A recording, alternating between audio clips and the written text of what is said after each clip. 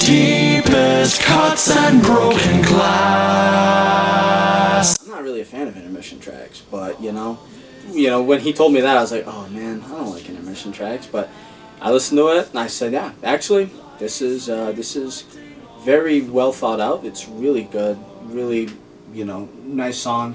I think it's, to me, it was one of those ones that Shane had talked to me about beforehand, before recording it. And so I was kind of thinking about it like, oh, okay, yeah, let's see how that goes. And it turned out really well.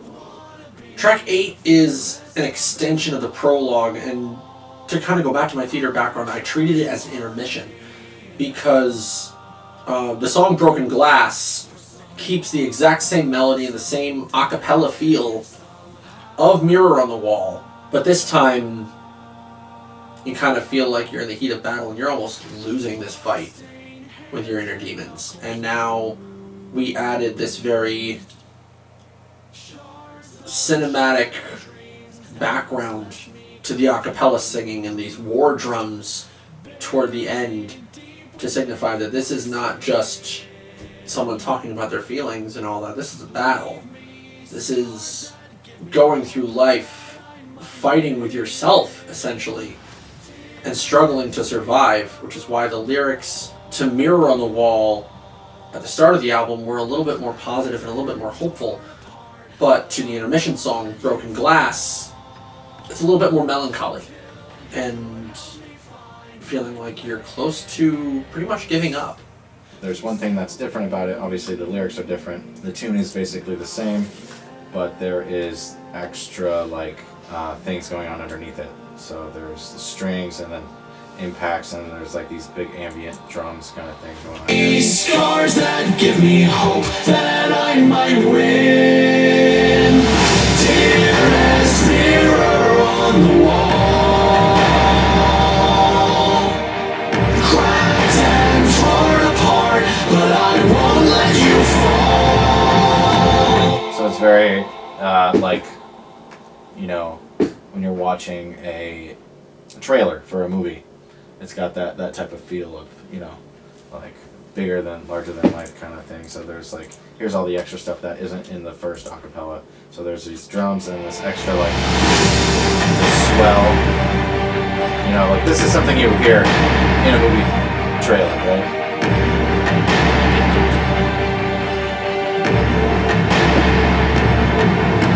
So it's just, it's its own song as that is. It could be its own thing right there anyway.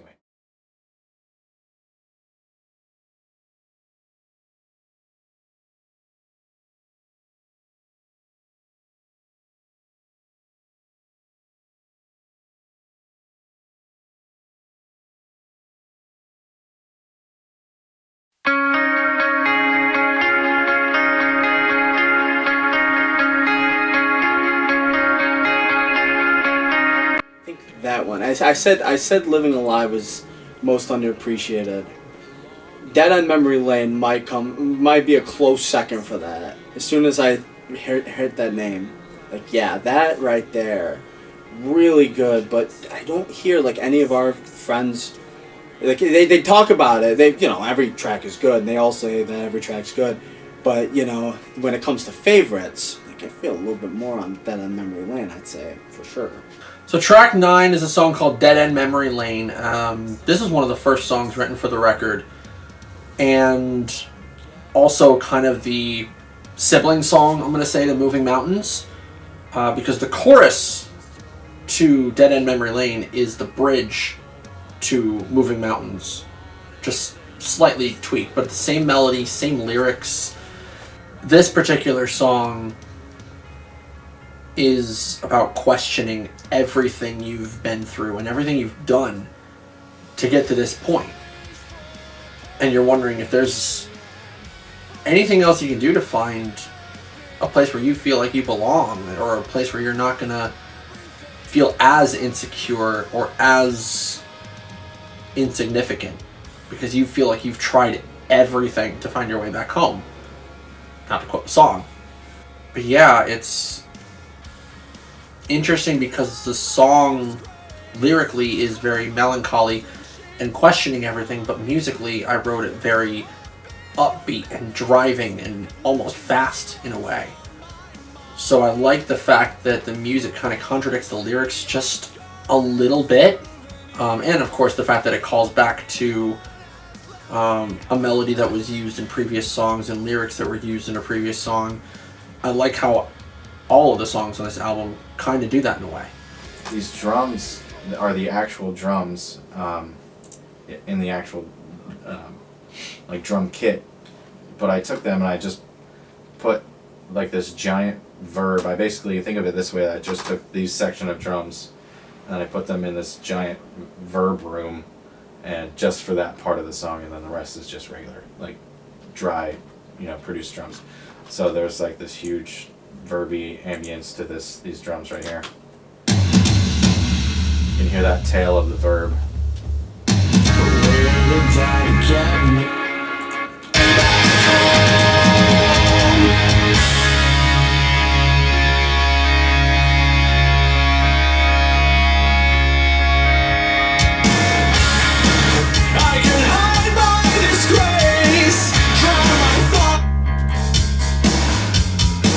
This has a really cool bass line in this song. The bass is moving around more. It's not just like two notes, back and forth. It's got its own thing going on, which is really cool. I love when bass has its own voice in the song.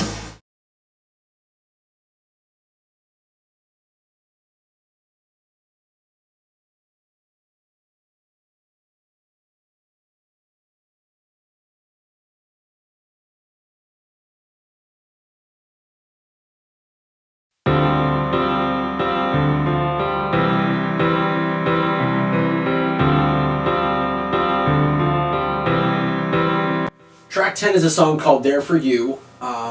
This is the point in the album and the point in the story where we start to get a glimmer of hope, whether it be from someone who is a part of your life or is becoming a part of your life, letting you know that, yes, you feel like it's you against the world right now, but for everyone or everything that attacks you, there's always going to be something or someone there to protect you. And this could also hold true for something you hold dear or something you do that makes you feel good, It's that driving force of hope that says no matter how hard things get, I'll be there for you. This song actually has my favorite lyric in the entire album also, and it's that realization that sometimes you make mistakes, sometimes you allow something bad for you or something toxic to enter your life in order for you to find that thing that isn't. Or to quote the lyric, sometimes you take in someone else's toxin thinking it's the oxygen you need. That's probably my favorite lyric in the entire album, and definitely in that song. Yeah. Oh yeah. So yeah, throughout the song, I start to find myself loving more and more about it, and it just kind of builds up towards the end. And I think, this right here definitely gets me by the end, and it very ends up being a rather solid piece, just like the rest of them. This is one of the couples. I think there's a couple songs on this album where the drums just kind of like chilling on the rim of the snare. It's not actually hitting the snare. It's just doing that rim hit. So it sounds like this. I'm pretty sure it fades into the actual snare later in the song.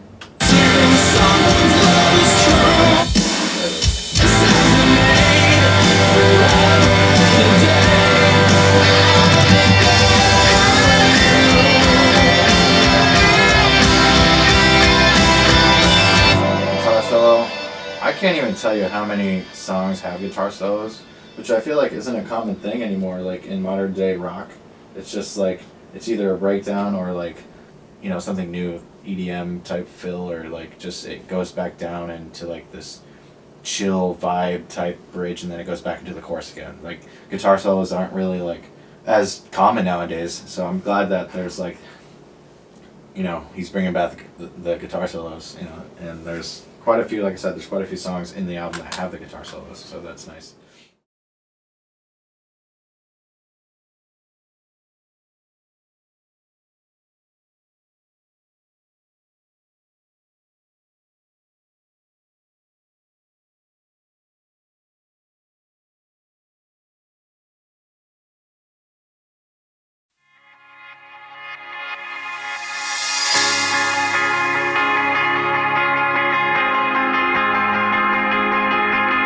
Track 11 is a song called One Last Hope. This is kind of a slow rally for yourself, in a sense. This is your one last plea to the people in your life, or to God, or to whoever it is, or whatever it is you go to for guidance, and say, this seems to be my last shot at finding a way to a good life, finding a way to be happy, finding a way to feel good about myself. And I need your help more than anything, so please help me. You are my one last hope. I wrote the lyrics with my dear friend Hannah DeStefano, and she quickly understood when I played the instrumental idea I had, where this song could go, and the melodies she came up with and the lyrics she came up with really fueled me to write the rest of the song. It was easy for me to play off of what she had written. You know, this song is just a kind of on your knees, screaming at the sky, you know, give me a sign kind of moment. When Shane first told me about how he wanted to separate the tracks and everything, he put this in because Shane loves a good storytelling, especially with the records. So when he explained this to me, One Last Hope, in the place that it's in, especially on the track list, just it fits so perfectly in that spot. You know, everyone when they make a track, sometimes a lot of people focus on like the top half, and you know, like what's batting third and cleanup, but putting this track right here, especially, just like the rest of the tracks, but this one especially, is like a perfect fit for the story that the album tells. This is a very chill, relaxed track. There's not like too much going on. It's just like a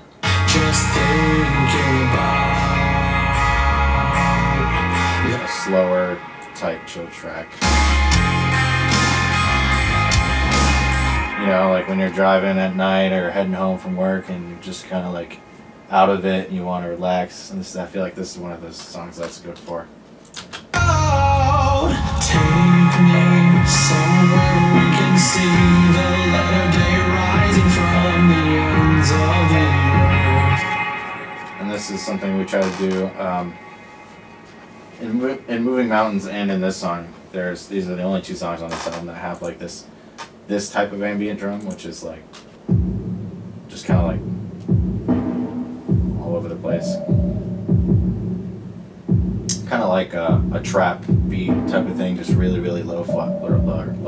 So Shane rewrote this one. I think he rewrote a verse on this because beforehand I said no thanks. Why this over By the Sea? Come on, Shane.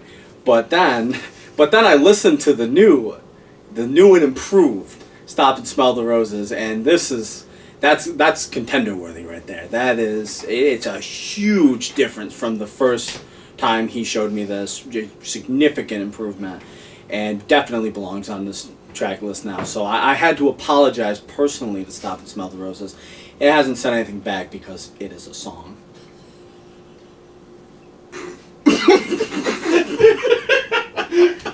Fuck.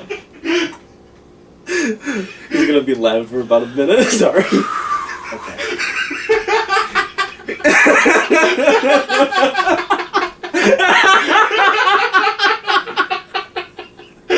So fucking stupid.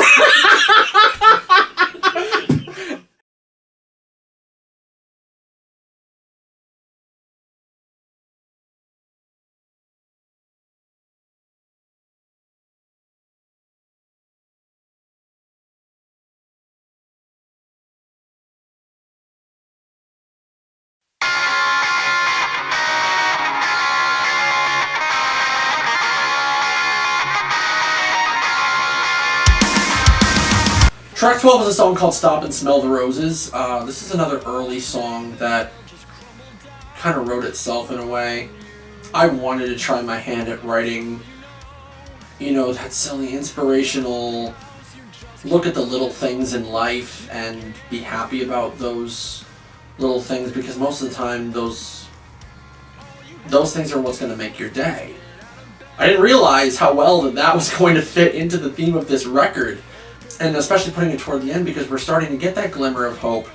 And sometimes when you're in a really rough spot, you just need that little thing like that. You need that one person to just say, hey, what's up? Or something just to go right to make your day all the better. And the more those pile up, the better your life seems to be. And musically, that translated really well too. As we got into toward the end of the record, I wanted there to be a sense of hope toward the end, and this song really fit where it needed to be. The chorus, I think the first one is like an anti-chorus, so what that means is like, as opposed to most choruses where the song gets bigger in the chorus section, it actually dies down. So like all the instruments will cut out and it'll just be the vocals, or just maybe like just the bass will stay or something. That's kind of what we call an anti-chorus. And I think that this first chorus does that in this song. Yeah, so like you can see how the drums build up and then it cuts out right here. So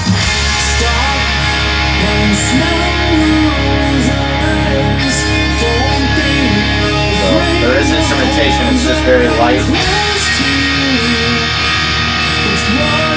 And he's singing the chorus in a falsetto type of singing.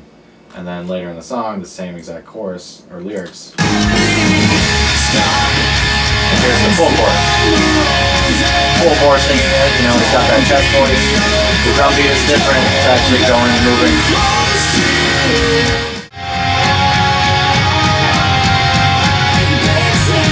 And we got that false build up where it goes and it builds and it builds, and then it comes back out. This is like the post bridge or like pre-chorus to the last chorus. Definitely another banger. I like that song a lot. That's definitely in the top 3 for me. The strings in the end here, they honestly remind me of like a little bit of like 007 for some reason. Like this section right here.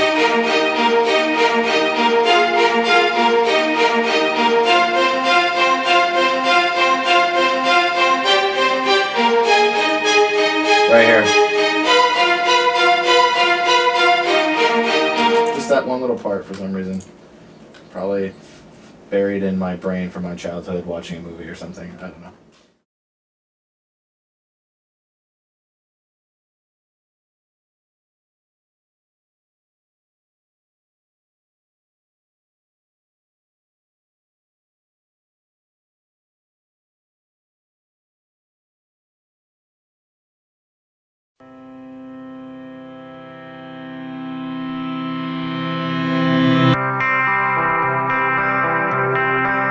Track 13 is a song called My Wildest Dreams. This is a song I did not think would ever see the light of day, to be honest with you. Because this was, I think, the first or second song that was written for, or written around the time that I was writing for this album anyway.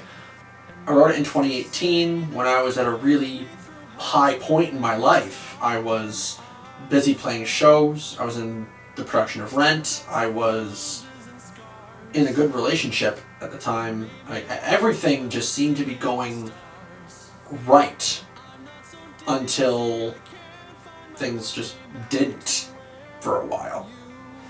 And I kind of put that song away because it reminded me of how good I had it until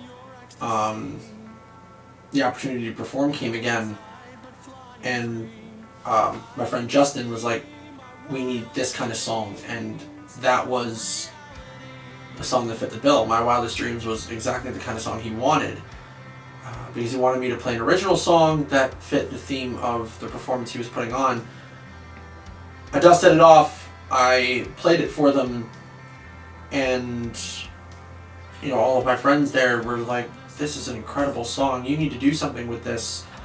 Not only did it fit the record really well, not only is it a great song that kind of differentiates musically, it's a lot slower, it's a lot more happy, for lack of a better word. it focuses on the fact that you do have a good life and that you are happy and that there are people and forces in your life that can influence that happiness. And I think reconnecting with that song helped me get to at least a place where I'm close to that. And then putting it toward the end of the record just seemed to fit.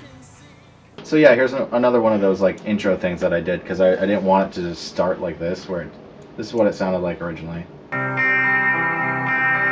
It just started like that, right? And I was like, that's kind of boring. We need to do something different. So I basically took a piano note, or like a piano chord, and I reversed it and I had it swell in like this.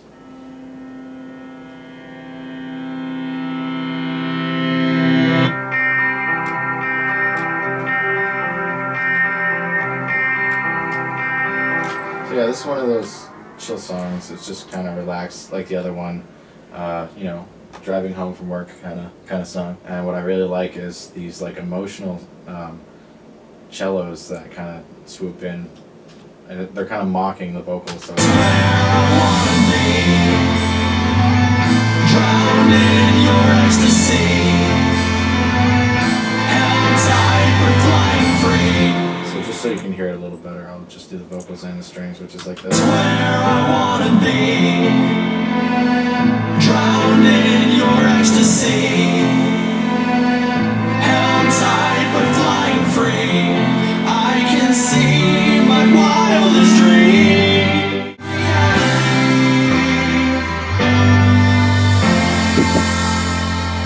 And I think that's a pretty cool like song placement for that one, because it's just like you think that the album's over because it's one of those like end of albums type thing where it's like it's a good wrap up type song, and then once you think it's over, psych, it's not, because there's one more song. Yeah, this one really. This is one of my favorites that ends the album. Like comes close, ending the album. It doesn't end the album, of course, but I really think this one, just as well as I mentioned with track 10, they both have a good spot and position on the record that really, it's about to bring this bad boy to a close.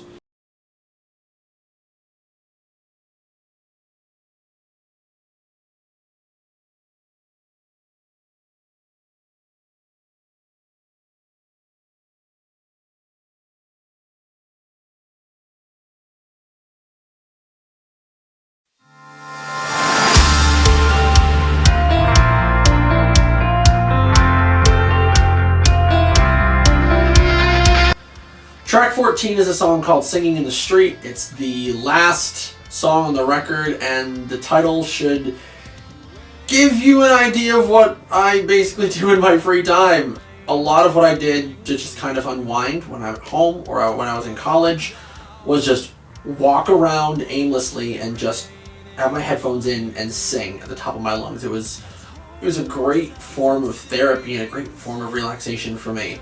And I know for a fact I got people staring at me thinking, what the is this guy doing right now? So when the idea came to turn that into a song, it did essentially just write itself and was easily the perfect choice to end this record with, because it's an anthem about not caring about what the world thinks of you regardless of how you're feeling, because you're at a high point. You finally reached that place where all the things in the past that used to bother you, or the things that were plaguing you inside, don't seem to matter as much anymore, and you feel like you can take on the world. So you just go outside, walk around, and just start singing in the street aimlessly. Plus, it calls back exactly a melody that was sung in As It Should Be to kind of bookend the record a little bit. So that way we still have melodies and musical ideas tying in throughout the rest of the record. This song was just the perfect way to close the record. There was no other way to do it. I think one thing I love about As It Is in the beginning is is all the woes and the O's that are in that track, and so bringing it back to close it has a really good sense of that callbackness that Shane loves. He loves doing stuff like that on a record itself. So hearing it again was a pleasure for me, for sure, and won me some brownie points from me. And so hearing that to come to the end with it made it a real good track to hear. And if you play them both, I will be very happy throughout the whole show immediately. And we've got that like funky drum beat here, which I love. Right here. On the hi-hat. That type of that beat that's it's a happy beat. And we got this cool guitar part that comes in right here.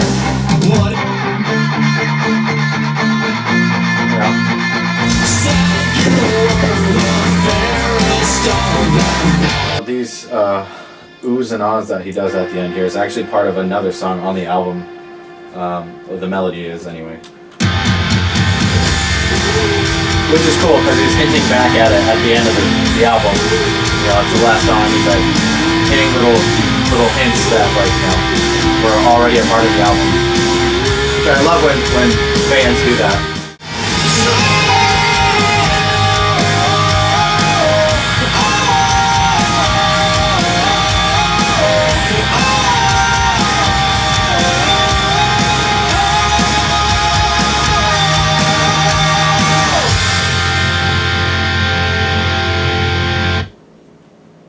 And that's the end of the album right there. 14 songs on Shane Reed's 2021 album, Mirror on the Wall. Yep.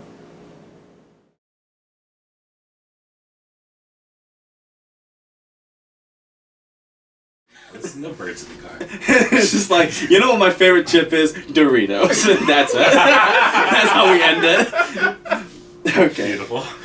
What I hope people take away from this album is not only a sense of not feeling lonely in the fact that they feel like they have to take on these insecurities and these inner demons alone because other people like myself have gone through them, but also that there is a light at the end of the tunnel and that there's always going to be that glimmer of hope that's going to get you out of that dark place.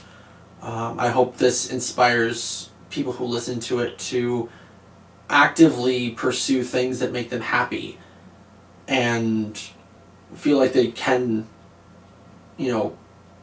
face the darkness that's inside and shed a little light on it.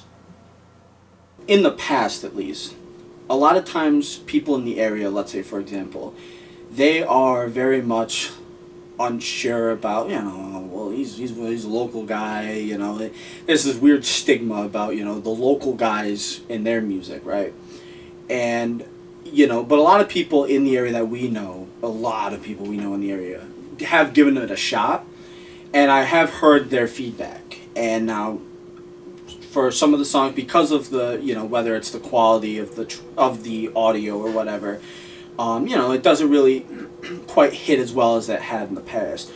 With this album, everything hits. Everything takes your attention and, puts it front and center and says, listen to this and listen to all the underlying things in the track.